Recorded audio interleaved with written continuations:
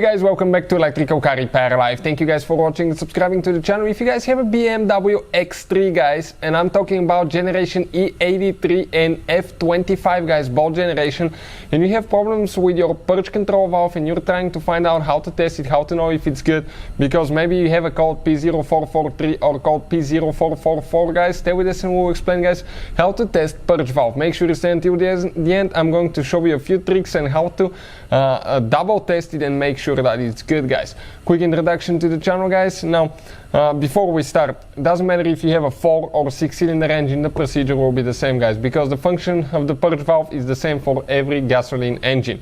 So before we start guys, quick introduction to the channel. Every single car we get at the show, we make at least 200 videos. On BMWs guys, we make more than 500 videos. Why? Simply because our mission in the shop is to save you guys as much money as we can. All we need in return, please subscribe to the channel and like the video guys, so we can keep providing that free information.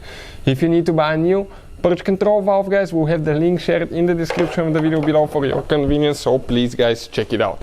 Now this is guys, okay, that's where it's located usually. This is the intake manifold on the 6-cylinder engine. 4-cylinder engine, the location may be a little bit different. If you want to see the replacement, we'll have the video on the channel, so please check it out guys. It will explain how to replace purge control valve.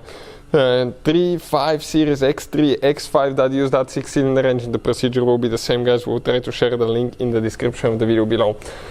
Let's explain guys what that purge control valve does, how it functions, and how to know if it's good or bad. Now that purge control valve, what it does guys, when you put gasoline in your fuel tank, what's going to happen now? Okay, gasoline expands, it creates fumes, vapors. These vapors build pressure. There is a sensor that detects how much pressure you have, and it tells that purge control valve solenoid to open so it can release that fuel pressure, the fuel fumes, in the intake manifold. From there, they will burn through the engine, they will give you more power, you will not lose fuel, car will be more efficient, and you will not pollute the atmosphere. So that's what the valve does. When it's disconnected, it should be closed all the time guys. It can fail in two different ways, and we're going to discuss that towards the end. Now how we're going to test it, we have two wires guys. One is positive, one negative. It does not matter where you put the positive. You can put it on the left or the right side. It's super important not to touch the positive and the negative when you have the power supply connected, because you can guys burn that thing in less than a second. It will just quit working. So what we use, alligator clips. Okay, well, we have the link in the description of the video below where you can get alligator clips, and you can see guys where you can get them from, and that way okay you can safely use them. They're not too expensive, I would say they're pretty cheap, so you can use them for other things as well, but very good things to have when you're working on vehicles and testing components guys. So now that valve should be closed guys. We're going to use a air compressor right here with super low pressure air. We have less than 5 pounds of pressure, and when the valve is closed, air shouldn't come out of here. When we apply a 12-volt supply to a car battery, but here we'll just use the 12-volt positive jumper cable terminal and the negative on the body, and when we apply it now, check it out what's going to happen. Okay, it's open guys.